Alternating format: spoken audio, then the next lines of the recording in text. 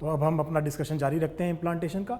हमने देखा जाइगोट बना, जाइगोट एक डिप्लॉयड सेल है, it is surrounded by zona pellucida.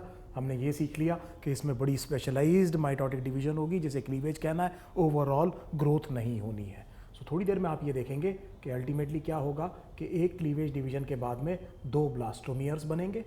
2 blastomere, आप समझ गए कि ह्यूमन बींग्स में होलोब्लास्टिक क्लीवेज होगी। इस डायग्राम में आपको ठीक नहीं लग रहा होगा, लेकिन दोनों का साइज़ क्या होना चाहिए, ह्यूमन बींग्स में क्या होना चाहिए, इक्वल होना चाहिए ब्लास्टोमियर का। मैं आपको बता चुका हूँ कि ह्यूमन बींग्स में क्लीवेज डिवीजन कैसी है, होलोब्लास्टिक है। सो इस तरह से नंबर ऑफ सेल्स क्या होते जाएंगे, इंक्रीज होते चले जाएंगे। So number of cells increase होते चले जाएंगे। थोड़ी देर में आप देखेंगे कि नंबर ऑफ सेल्स और ज़्यादा क्या हो गए हैं, इंक्रीज हो गए हैं। फिर आप देखेंगे कि it will become a solid ball of cells, it will become a solid ball of cells. यहाँ पर हम करीब करीब 16 से 30 सेल्स के करीब की ये स्टेज आएगी जिसमें आपने ये देखा कि एक सॉलिड बॉल बन गया है। और इस सॉलिड बॉल को, क्योंकि ये मलबेरी शेप का है, इसे हम कहेंगे मोरूला, इसे हम कहेंगे मोरूला। सो हो ये रहा है कि ये चारों तरफ जोना पेलुसिडा की वजह से, प्लीज़ अंडरस्टैंड, मैं यहाँ पर इसको साइज़ को स्केल नहीं कर रहा हूँ, मैं ये नहीं दिखाने की कोशिश कर रहा हूँ कि ये स्ट्रक्चर क्या हो रहा है, साइज़ में इंक्रीज़ हो रहा है। साइज़ विल रिमेन सेम, जब तक मैं आपको बता चुका हूँ जोना पेलुसिडा है। लेकिन within the zona pellucida cleavage division की वजह से नंबर ऑफ ब्लास्टोमियर्स क्या करते जा रहे हैं, इंक्रीज करते जा रहे हैं। और एक 16 से 30 सेल की स्टेज आ गई है। इस स्टेज को हम कहते हैं मलबेरी शेप में, और इस स्टेज को हम क्या कह रहे हैं, मोरूला कह रहे हैं। हमने क्या कहा है, मोरूला कहा है। और हम इस डायग्राम को एक बार दोबारा देखते हैं। जो डायग्राम मैंने आपको पहले दिखाया था, इसको मैं आपको समझाने की कोशिश करता हूँ। अगर आप बड़े ध्यान से देखें तो ये पर्टिकुलर, अगर आप चीज़ को समझने की कोशिश करें तो आप ये देख रहे हैं कि हमने यहाँ पर ग्रोथ नहीं करी है, स्ट्रक्चर की ग्रोथ नहीं की है। थोड़ा बहुत डायग्राम में अंतर आपको दिख रहा है, लेकिन ओवरऑल ग्रोथ नहीं होनी है। आप देखिए जाइगोट डिवाइड हुआ 2 सेल, आप देख रहे हैं 4 सेल। जैसा मैंने आपको बताया था कि क्लीवेज डिवीजन एसिंक्रोनस हो सकती हैं, तो बीच में 3 सेल स्टेज भी आई होगी। इसी तरह आप देख रहे हैं ये 8 सेल, और उसके बाद में आपने ये देखा कि ये 16 से 30 सेल का एक सॉलिड बॉल बन गई है। इस सॉलिड बॉल को हमने क्या कहा है, मोरूला कहा है। और एक और डायग्राम आप बड़े ध्यान से देखिए। इस डायग्राम को अगर आप समझने की कोशिश करें तो ये ओवरी है, ये ओवरी के बाद में ये फेलोपियन ट्यूब है, और यहाँ पर आप देख रहे हैं this is the site of fertilisation, the ampullary isthmic junction. यहाँ पर ये जाइगोट बन गया है। आप ये देख रहे हैं this is the apparent act of fertilisation. अगर आप बड़े ध्यान से देखें तो स्पर्म एंटर करा है किसके अंदर, ओवम के अंदर, और इस स्ट्रक्चर को अल्टीमेटली कहेंगे हम जाइगोट। ये जो बाहर इसके चारों तरफ आप लेयर देख रहे हैं, this is the zona pellucida.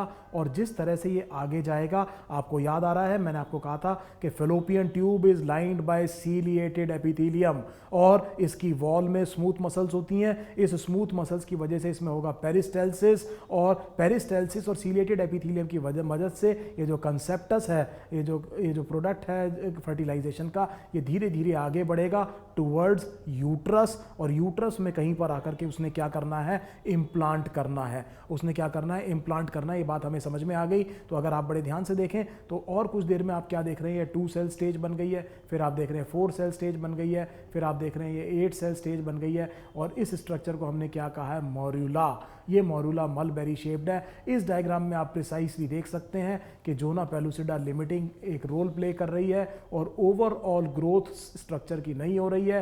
Resultant number of blastomeres increase हो रहे हैं। ब्लास्टोमियर्स का प्रोग्रेसिवली साइज अगर आप देखें with every cleavage division decrease हो रहा है। लेकिन अगर आप एप्रिशिएट करें तो न्यूक्लियर साइटोप्लाज्मिक रेशो छोटे छोटे ब्लास्टोमियर्स में क्या होता जा रहा है, इंक्रीज होता चला जा रहा है। So I hope this thing is absolutely clear. So हमें अब तक ये समझ में आ गया कि हमने ये देख लिया कि ये चीज जाइगोट से कहां तक पहुंच गई है, मोरूला तक पहुंच गई है। So this is the formation of morula. Now what happens in morula? Morula undergoes a process which is called as compaction. So morula में अब एक प्रोसेस होगा, इस प्रोसेस को हमने कहा compaction। फिर मैं आपको याद दिला रहा हूँ पिछले वीडियो की एक बात, प्लीज़ ये समझिए कि अगर 28 डेज की साइकिल थी और 14th डे क्या हुआ था, ओव्यूलेशन हुआ था, तो हमने कहा था by day 14 1 day post ovulation क्या हो जाना चाहिए, फर्टिलाइजेशन हो जाना चाहिए। और ये सब चीज़ें अभी 3rd 4th day post fertilisation की मैं बात कर रहा हूँ। 4th 5th डे तक क्या बन जाएगा, मॉर्यूला बन जाएगा। लेकिन इस टाइम पे घबराने की बात इसलिए नहीं है कि क्योंकि ओवरी के अंदर कॉर्पस ल्यूटियम बहुत अच्छे से काम कर रहा है और वो progressively larger amount of progesterone and oestrogen को सिक्रीट कर रहा है, जो कि एंडोमेट्रियम को वास्कुलैरिटी दे रहे हैं, उसको सिक्रीटरी बना रहे हैं, उसको फ्लरिश कर रहे हैं और तैयार कर रहे हैं implantation of some structure on its wall. I hope this thing is absolutely clear. So हम वापस आते हैं, हमने कहा कि morula undergoes a process which is called as compaction. इसका मतलब ये होता है कि ये जो नंबर ऑफ सेल्स हैं इस मॉर्यूला के अंदर, they will arrange themselves into 2 layers. ये अपने आप को 2 लेयर्स में अरेंज करेंगे। एक को आप कहेंगे आउटर सेल मास, एक को आप कहेंगे इनर सेल मास, और आउटर सेल मास को आप कहेंगे ट्रोफोब्लास्ट सेल्स। आप कहेंगे ट्रोफोब्लास्ट सेल्स। ये जो ट्रोफोब्लास्ट सेल्स हैं ये फ्यूचर में बनाएंगे प्लेसेंटा और एक्स्ट्रा एम्ब्रियोनिक मेम्ब्रेन, और प्रॉपर एम्ब्रियो किससे बनेगा, इनर सेल मास से। सो इस प्रोसेस को जो कि मॉर्यूला में हो रहा है, जिसकी वजह से उसके सेल्स अपने आप को 2 लेयर में दो पर्टिकुलर रीजन्स में ऑर्गेनाइज कर रहे हैं, इस प्रोसेस को हम कह रहे हैं कॉम्पैक्शन। सो अब हम देखते हैं कि कॉम्पैक्शन में मॉर्यूला में क्या होता है। सो अब आप ये देखेंगे कि ये जो चारों तरफ जो मैंने स्ट्रक्चर बनाया, ये तो जोना पेलुसिडा है, जोना पेलुसिडा है, और इसके अंदर आप ये देखेंगे कि एक तो आउटर सेल मास बन गया। इस आउटर सेल मास को हम कहेंगे ट्रोफोब्लास्ट सेल्स, और एक बन गया इनर सेल मास। मैं कलर स्कीम थोड़ी सी चेंज कर रहा हूँ, और इनर सेल मास को मैंने ब्लू कलर में दिखा दिया। सो हम ये देख रहे हैं, इस प्रोसेस को आपने कहा है कॉम्पैक्शन। ये प्रोसेस होगा किसमें, मॉर्यूला में। इसको हम लेबल करते हैं, ये पार्ट होना चाहिए जोना पेलुसिडा, ये पार्ट होना चाहिए ट्रोफोब्लास्ट सेल्स, इसको हम कहेंगे trophoblast sales. Trophoblast sales future में बनाएंगे extra embryonic membranes. Extra embryonic membranes 4 होती हैं, इनको हम कहते हैं कोरियन, और हम कहते हैं एलेंटॉयस, इसको एक को हम कहते हैं एमनियन, और एक को हम कहते हैं योक सैक, जिसमें कोरियन और एलेंटॉयस मिलकर के ह्यूमन बींग्स में बनाएंगी placenta. That is why the human placenta is also called as chorio allantoic placenta. So I hope we have understood the fate of the trophoblast sales.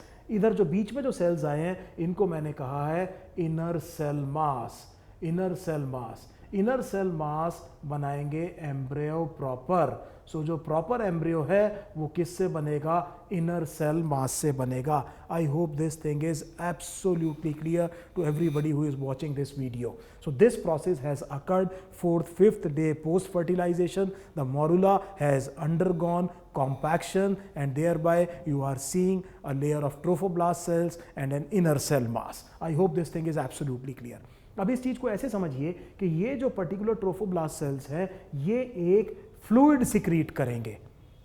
जिस time पे मैं follicle पढ़ा रहा था, तो फॉलिकल में मैंने जब सेकेंडरी फॉलिकल बनाया था तो एक टर्शरी फॉलिकल उसके बाद में बनाया था। टर्शरी फॉलिकल को मैंने कहा था वेसिकुलर फॉलिकल। तब भी हमने ये कहा था कि जो ग्रेनुलोसा सेल्स हैं वो क्या सिक्रीट करेंगे, एक फ्लूइड, और वो फ्लूइड उसके अंदर इकट्ठा हो जाएगा फॉलिकल के, और फॉलिकल के अंदर एक फ्लूइड फिल्ड कैविटी आ जाएगी। अगर आपको याद आ रहा है तो हमने उसे एंट्रम कहा था, और उस फॉलिकल को एंट्रल फॉलिकल या टर्शरी फॉलिकल या वेसिकुलर फॉलिकल कहा था। I hope this thing is absolutely remembered by you. अब आप ये समझिए कि यहाँ पर अगर कोई फ्लूइड इकट्ठी होनी शुरू हो जाए तो ये जो इनर सेल मास के जो सेल्स हैं ये एक पोल की तरफ चले जाएंगे, बीच में एक फ्लूइड फिल्ड कैविटी आ जाएगी, चारों तरफ क्या होंगे, ट्रोफोब्लास्ट सेल्स होंगे, और उनके चारों तरफ क्या होगी, जोना पेलुसिडा होगी। Again not to scale, please understand this thing कि मैं ये थोड़ा समझाने के लिए बड़ा बना रहा हूँ। ये चीज़ क्या है, जोना पेलुसिडा। स्ट्रक्चर में इतनी ग्रोथ नहीं होनी है, ये आप भी जानते हैं और मैं भी जानता हूँ, हम समझाने के लिए बता रहे हैं। और ये हमने कहा ये क्या चीज़ है,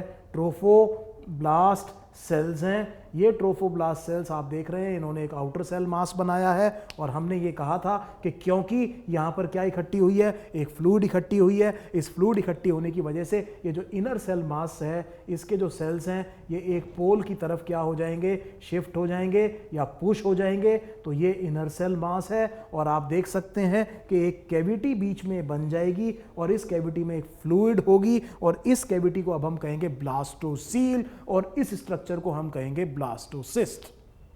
सो this is a very very important concept. So हमने ये कहा कि अब तक मोरूला बन गया था, मोरूला में क्या हुआ था, कॉम्पैक्शन हुआ था, कॉम्पैक्शन के बाद में उसमें फ्लूइड आनी शुरू हुई और वो कन्वर्ट हो गया एक स्ट्रक्चर में। इस स्ट्रक्चर को आपने क्या कहा है, ब्लास्टोसिस्ट कहा है। So please remember this structure. और इसके जो बीच में जो ये कैविटी है, इस कैविटी को हम कहेंगे ब्लास्टोसील, इस कैविटी को हम कहेंगे blastocoel.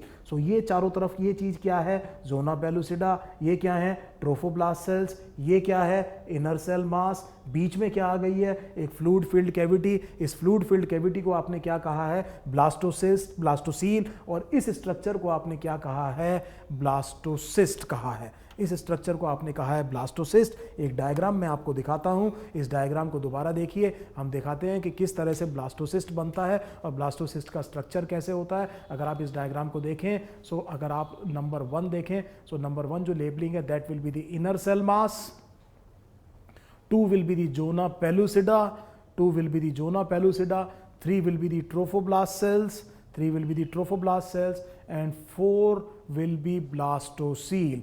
This structure is blastocyst. बड़े ध्यान से देख लीजिए, इस स्ट्रक्चर को ब्लास्टोसिस्ट कहते हैं। इसकी इंपॉर्टेंस ये है कि यही ब्लास्टोसिस्ट जा करके यूट्राइन वॉल पर क्या होना है, इम्प्लांट होना है। सो अगर मैं इस डायग्राम को दोबारा आपको दिखाऊं, सो अगर आप ये समझिए कि यहाँ पर ये क्या बन चुका है, मोरूला, और यहाँ पर ये क्या बन गया है, ब्लास्टोसिस्ट। देख रहे हैं आप, ये क्या बन गया है, ब्लास्टोसिस्ट। और ये ब्लास्टोसिस्ट एंडोमीट्रियम के किस में आएगा, कॉन्टैक्ट में, और आकर के उसके ऊपर क्या होगा, इम्प्लांट होगा। So we are absolutely sure, morula undergoes compaction, then a fluid filled cavity appears, the structure is called as blastocyst and the cavity is called as blastocele. The cavity is called as blastocele.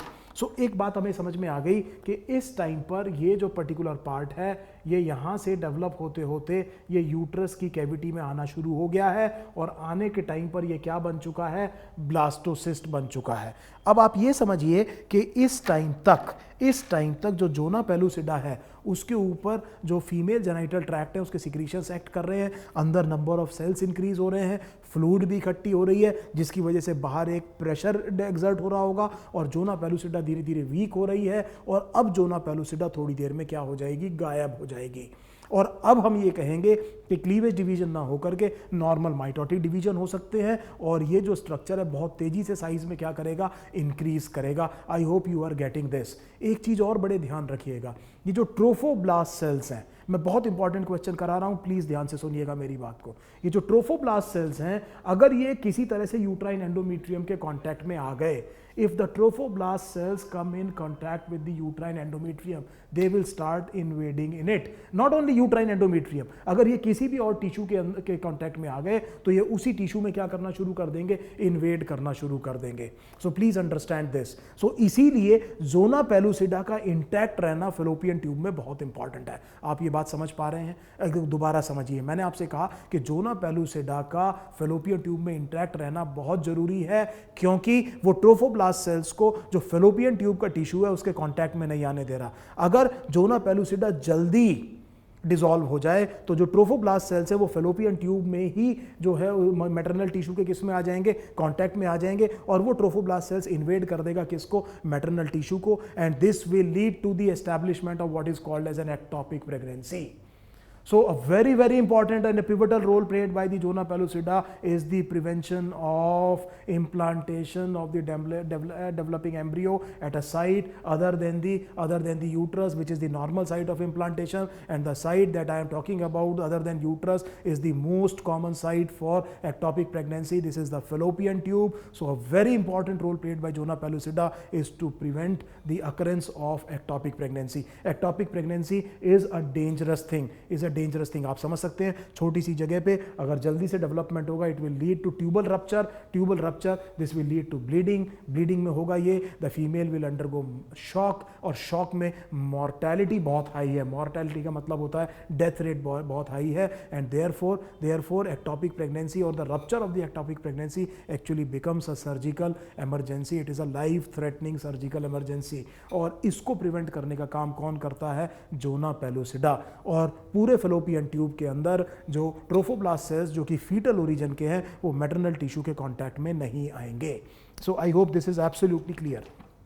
सो ये जो blastocyst है इसको अब आप ये समझिए कि ये करीब करीब 6th डे पोस्ट फर्टिलाइजेशन बन गया है। घबराने की बात अभी भी 6th-7th डे बनना शुरू हो गया है और हम ये जानते हैं कि अभी भी हमारे लिए टेंशन की बात नहीं है, क्योंकि हम जानते हैं कि डे 22 डे 23 तक कॉर्पस ल्यूटियम काफ़ी ज़्यादा काम करता है। लेकिन प्रॉब्लम उसके बाद आती है, उसके बाद प्रॉब्लम ये आती है कि कॉर्पस ल्यूटियम क्योंकि it is not getting stimulated by the LH, since LH is not coming in significant amount और any amount in the post-ovulatory phase, and the LH is important and pivotal to maintain corpus luteum, and since LH is absent now, the corpus luteum will start degenerating and it will convert into a structure which is called as corpus albicans that will withdraw the support of the uterine endometrium, and unfortunately if that happens then the implanted pregnancy will be sloughed off along with the menstrual flow. So somehow we would want to maintain corpus luteum in the event of fertilization. So in the subsequent time we will see what actually is done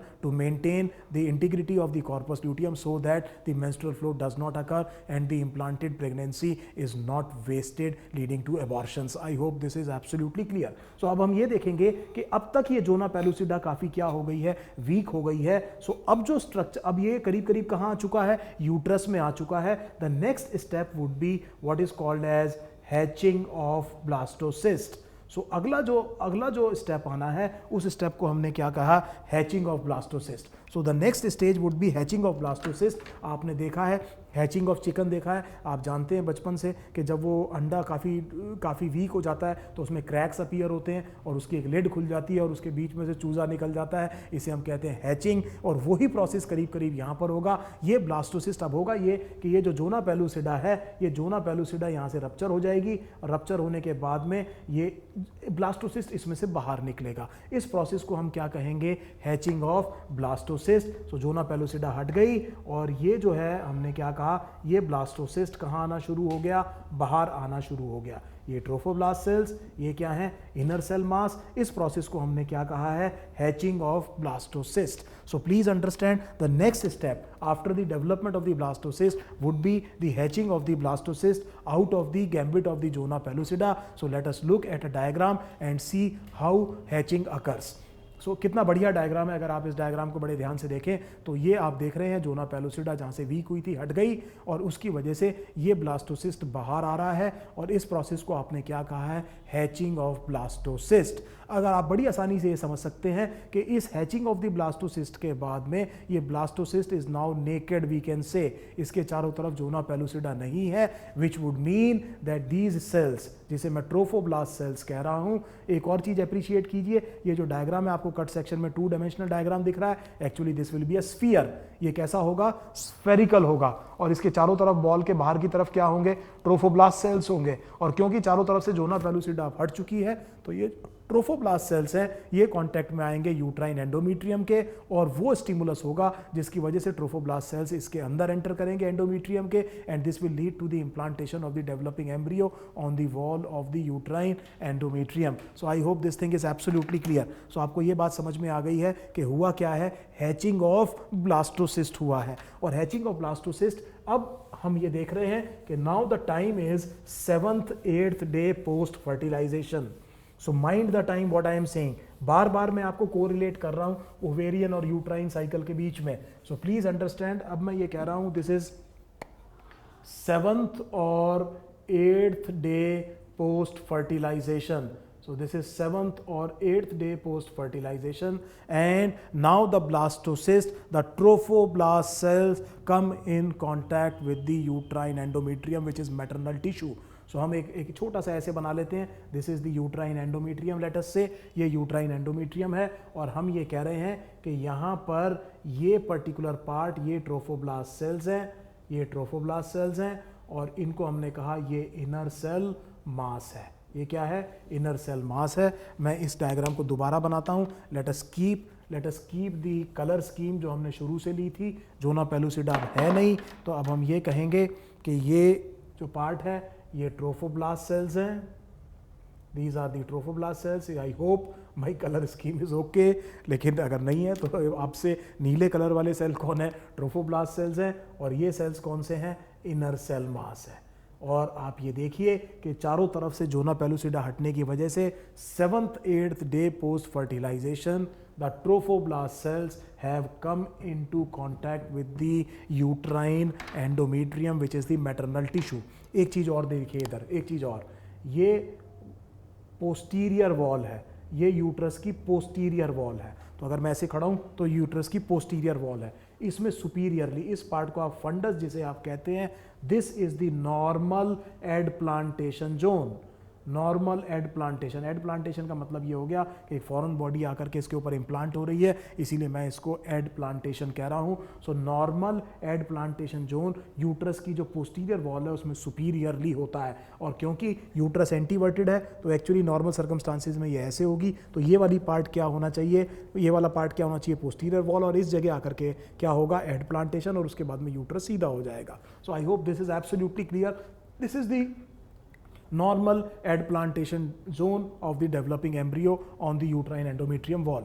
अब बड़े ध्यान से सुनिएगा, जब ये इसके contact में आए तो ये ट्रोफोब्लास्ट सेल्स इस तरफ डिवाइड करना शुरू किया। तो इन ट्रोफोब्लास्ट सेल्स ने डिवाइड करना शुरू किया और उन्होंने कुछ सेल्स कट किए बाहर की तरफ। So you can easily understand, इन्होंने कुछ सेल्स कहाँ कट करने शुरू किए, बाहर की तरफ कट करने शुरू किए, और ये सेल्स आपस में फ्यूज कर जाएंगे। सो मैंने आपको मसल फिजियोलॉजी में एक चीज पढ़ाई थी, सिंसाइशियम। सिंसाइशियम इंडिविजुअल सेल्स के फ्यूजन से बनता है। सो हम ये कह रहे हैं कि ये जो ट्रोफोब्लास्ट सेल्स जो अंदर की तरफ कट हुए हैं, ये आपस में क्या हो गए, फ्यूज हो गए, और ये एक मल्टी न्यूक्लिएट चीज बन जाएगी। इस पार्ट को आप कहेंगे सिंसिशियो ट्रोफोब्लास्ट, इसको आप कहेंगे सिंसिशियो ट्रोफोब्लास्ट। ये जो बाहर वाले सेल्स हैं इनको अब आप कहना शुरू करेंगे साइटोट्रोफोब्लास्ट। तो अब हमने ये देखा कि जब ये कांटेक्ट में आया तो अंदर वाले सेल्स क्या हो गए, सिंसिशियो ट्रोफोब्लास्ट, और ये सिंसिशियो ट्रोफोब्लास्ट इन्वेड करेंगे into the maternal tissue. They will invade into the maternal tissue and therefore this will lead to the implantation of the structure on the uterine endometrium. So please understand, in human beings implantation occurs at the stage of blastocyst, 7th 8th day post fertilization, and the implantation of the blastocyst establishes pregnancy. I hope what I am saying is absolutely clear to everybody watching this video। हमने ये कहा, इसको दोबारा समझिए कि human beings में जो implantation होता है डेवलपिंग एम्ब्रियो का, वो ब्लास्टोसिस्ट की स्टेज पे होता है, 7th 8th day post fertilisation होता है, और इस इम्प्लांटेशन की वजह से प्रेगनेंसी एस्टैब्लिश होती है। प्रेगनेंसी एस्टैब्लिश फर्टिलाइजेशन से नहीं होती। सो अगर आपने प्रेगनेंसी की एस्टैब्लिशमेंट क्वेश्चन पूछना है, that will B because of implantation of blastocyst on the uterine endometrium wall. अब बड़े ध्यान से मेरी बात सुनिएगा, बहुत ध्यान से। अगर आप ये बात समझ गए होंगे कि ये चीज़ जाकर के इस पर क्या हो गया है, इम्प्लांटेशन हो गया है। अब इम्प्लांटेशन में पहली चीज़ मैं आपको एक होमवर्क यहाँ पर दूंगा, जस्ट थिंक अबाउट इट। आप इंटरनेट सर्च कीजिए, इस डायग्राम को देखने, इस पर्टिकुलर जो क्वेश्चन मैं आपसे पूछ रहा हूँ इसको समझने की कोशिश कीजिएगा और इसका आंसर ढूंढिएगा। और अगर हो सके तो फिर आप हम लोगों को एक बारी, अगर आपको ज़रूरत पड़े, अगर ये डायग्राम, अगर आपको ये आंसर ना मिले तो आप हमें मेल कीजिए, हम आपको इसका क्या बताएंगे, आंसर बताएंगे। लेकिन पहली बार कोशिश कीजिए इसको समझने के लिए। मैं ये कह रहा हूँ कि इम्प्लांटेशन हो गया है फीटस का मदर की वॉल पे। This is a foreign body that is inserted on the wall of the mother's body. Foetus maternal tissue नहीं है, फीटस फॉरेन टिश्यू है मदर की बॉडी के लिए, और फीटस इंप्लांट हुआ है कहां पर, मदर की यूट्रस की वॉल के ऊपर। ये जो फॉरेन बॉडी इंप्लांट हुई है किसके ऊपर, मदर की बॉडी के ऊपर। मदर की बॉडी इस फॉरेन बॉडी को रिजेक्ट क्यों नहीं करती, इसमें इम्यून रिएक्शन क्यों नहीं होता है तो उसका किस तरह से टेक केयर किया जाता है। हमें यह देखना है कि व्हाट आर द रीजंस, और what is the reason that mother does not reject a foreign body implanted on its uterine wall. I hope this is absolutely clear. Please understand, ये बात आपको समझ में आ गई है। अब इस वीडियो के लास्ट पार्ट में हम एक बहुत इंपॉर्टेंट बात को डिस्कस करेंगे। हमने ये कहा कि ये जो इम्प्लांटेशन हुआ है ब्लास्टोसिस्ट का, ये 7th 8th day post fertilisation हुआ है। फर्टिलाइजेशन हुआ डे 15 पे, post 7th 8th day post fertilization day 22 आ गया। अब आपको पता है कि कॉर्पस ल्यूटियम क्या होना शुरू होगा, डीजेनरेट होना शुरू होगा। और अगर कॉर्पस ल्यूटियम डीजेनरेट होना शुरू होगा तो ये जो यूट्राइन एंडोमेट्रियम है इसकी सपोर्ट क्या हो जाएगी, हट जाएगी और ये स्लफ ऑफ हो जाएगा। स्लफ ऑफ होने का आपकी बार नुकसान ये होगा कि इसके ऊपर जो इम्प्लांटेड प्रेगनेंसी है वो भी क्या हो जाएगी, वेस्ट हो जाएगी। सो किसी भी कीमत पर हमें अब कॉर्पस ल्यूटियम को इनवॉल्यूट नहीं होने देना है। So corpus luteum must not get degenerated into the corpus albicans. It is most important to maintain what? Corpus luteum. But there is a problem. The corpus luteum is maintained by LH. Corpus luteum को corpus luteum किसने बनाया था बेटे, LH ने बनाया था। LH इस corpus luteum को मेंटेन करता है और हम ये डिस्कस कर चुके हैं because of the negative feedback inhibition of progesterone and estrogen there is no secretion of LH as well as FSH in the luteal phase और the post ovulatory phase of the menstrual cycle. Now there is a problem, what, how to maintain corpus luteum. इस corpus luteum को maintain कैसे करें, क्योंकि LH तो आ नहीं रहा है। I hope you have understood the question that I have asked you. So please understand, ये जो ट्रोफोब्लास्ट सेल्स है ये एक हार्मोन सिक्रीट करेंगे।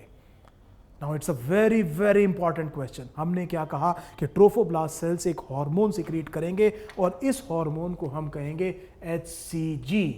HCG में H मैंने छोटा लिखा है, इसका मतलब हुआ ह्यूमन कोरियोनिक गोनाडोट्रोपिन। हम अगले वीडियो में देखेंगे कि इस वाली मेम्ब्रेन को हम कोरियन कहते हैं। क्या कहते हैं, कोरियन। सो हमने ये जो पर्टिकुलर पार्ट बताया, हमने कहा इन्होंने बनाया है एक हार्मोन, इसका नाम है ह्यूमन कोरियोनिक गोनाडोट्रोपिन। ये ध्यान दीजिए, ये शब्द क्या है, गोनाडोट्रोपिन, और LH भी क्या होता है, गोनाडोट्रोपिन। सो इस HCG के जो फंक्शंस हैं वो LH के जैसे हैं, लेकिन ये LH नहीं है। इसका मतलब it will not be under the negative feedback inhibition of progesterone and oestrogen, and it is this HCG that is actually secreted by the fetal cells. Which fetal cells? Trophoblast cells that will go into the maternal body and they will reach the ovary by the way of the blood circulation and will maintain corpus luteum.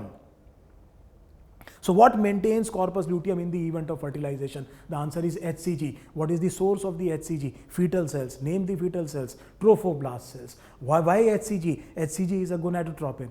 Why so? Because HCG has a function similar to LH. Then what is the difference? It is not under the negative feedback control of progesterone and estrogen, and hence and how does it reach the ovary? Please understand, how does it reach the ovary? Hormone है बेटे, hormone जाएगा किससे, blood से, और ये कहाँ गया है, फीटल हार्मोन कहाँ गया है, मदर की बॉडी में, और मदर की बॉडी में कहाँ पहुंचा है, ओवरी में, और वहां उसने क्या मेंटेन किया है, कॉर्पस ल्यूटियम। और कॉर्पस ल्यूटियम क्या नहीं होगा, डीजेनरेट नहीं होगा, और वो और प्रोग्रेसिवली अमाउंट में क्या बनाना शुरू करेगा, प्रोजेस्टेरोन और ईस्ट्रोजन। और ये जो प्रोजेस्टेरोन और ईस्ट्रोजन है ये यूट्राइन एंडोमेट्रियम को कैसा रखेगा, हेल्दी रखेगा, और ये यूट्राइन एंडोमेट्रियम को क्या नहीं होने देगा, स्लफ नहीं होने देगा, और इस वजह से the female will miss the menstrual period. बहुत ध्यान से आपने मेरी बात सुनी। मैंने आपसे कहा कि अगर कॉर्पस ल्यूटियम इन्वॉल्यूट नहीं हुआ और यूट्राइन एंडोमेट्रियम की सपोर्ट जारी रही तो क्या होगा कि एक्सपेक्टेड डेट पर फीमेल को मेंस्ट्रुअल फ्लो नहीं होगा, मेंस्ट्रुएशन नहीं होगी, and she will miss the period, and this becomes the first clinical sign of pregnancy. So हमने कहा कि if a female of reproductive age group misses a period, one of the first diagnoses that we will think will be that there has been fertilization that has led to implantation, and that has led to implantation that means body में क्या है, HCG, और HCG किसको maintain कर रहा है, corpus luteum को। अब ये HCG कहाँ पहुँच गया है, मैटरनल बॉडी में पहुँच गया है। मदर की बॉडी के लिए कोई नई चीज़ है, उसके लिए नॉर्मल ये चीज़ नहीं बनती थी। सो मदर की बॉडी इसको एलिमिनेट करती है यूरिन में। So mother will eliminate the HCG in her urine, and the detection of HCG in the maternal urine is the basis of what is called as the pregnancy test.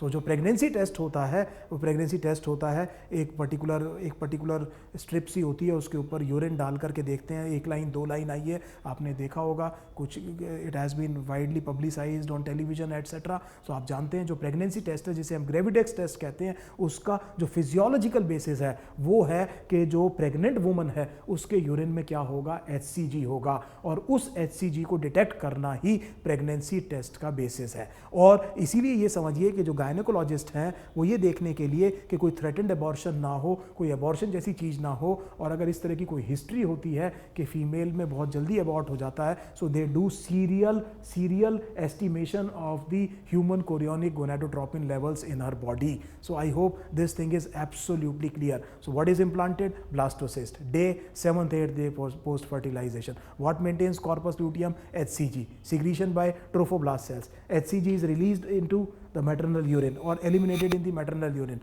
and the detection by the ELISA in the maternal urine or the monoclonal antibodies. Generally हम क्या use कर सकते हैं?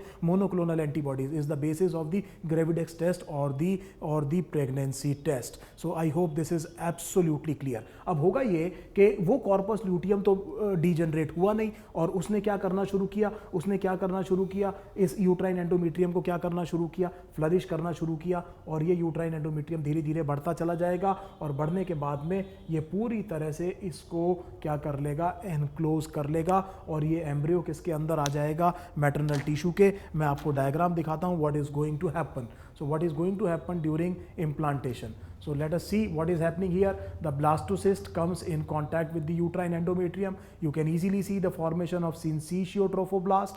आप ये देख रहे हैं कि ये साइटोट्रोफोब्लास्ट सेल्स है, इन्होंने बाहर की तरफ जो सेल्स कट किए वो सेल्स आपस में फ्यूज हो गए, और ये एक मल्टी न्यूक्लिएट कंडीशन बन गई है। इस मल्टी न्यूक्लिएट कंडीशन को आपने क्या कहा है? सिंसिशियोट्रोफोब्लास्ट। ये सिंसिशियोट्रोफोब्लास्ट एंडोमेट्रियम में क्या कर रहा है? अंदर इन्वेड कर रहा है। You can see the invading syncytiotrophoblasts, and this is what is called as implantation. अगर आप एंडोमेट्रियम देखें फ्लरिश हो रहा है क्योंकि कॉर्पस ल्यूटियम काफ़ी काम करेगा एचसीजी की वजह से। सो यू कैन सी कि ये धीरे धीरे अंदर आता चला जा रहा है। ये पूरा का पूरा डेवलपिंग एम्ब्रियो कहाँ आ रहा है? अंदर आ रहा है। और अगर आप ये देखें so ultimately you can see this particular type of thing, and you can see here it is actually surrounded by the decidua. हम अगले वीडियो में देखेंगे कि इस टिश्यू को में अब क्या होता है और फर्दर डेवलपमेंट कैसे होती है। This is what is called as implantation of the blastocyst on the uterine endometrium. So I hope आप इस पर्टिकुलर पार्ट को समझ गए। हमने फर्टिलाइजेशन के बाद में दूसरा इवेंट देख लिया है ह्यूमन एम्ब्रियोनिक डेवलपमेंट में। इस इवेंट को हम कह रहे हैं इम्प्लांटेशन। अब हम देखेंगे कि इस इम्प्लांटेशन के बाद में, जैसा मैंने आपको बताया था कि प्रॉपर एम्ब्रियो किससे बनना है? इनर सेल मास में। इनर सेल मास में क्या क्या चेंजेस आते हैं? ट्रोफोब्लास्ट सेल्स किस तरह से एक्स्ट्रा एम्ब्रियोनिक मेम्ब्रेन बनाती है, किस तरह से ह्यूमन प्लेसेंटा बनता है, और ह्यूमन प्लेसेंटा के क्या क्या फंक्शंस हैं, और किस तरह से जब फीटस पूरी तरह डेवलप होता है तो उसकी डिलीवरी होती है। I hope you have understood what has been told here. तो नेक्स्ट पार्ट में हम इसको आगे फर्दर कंटिन्यू करेंगे। Thank you.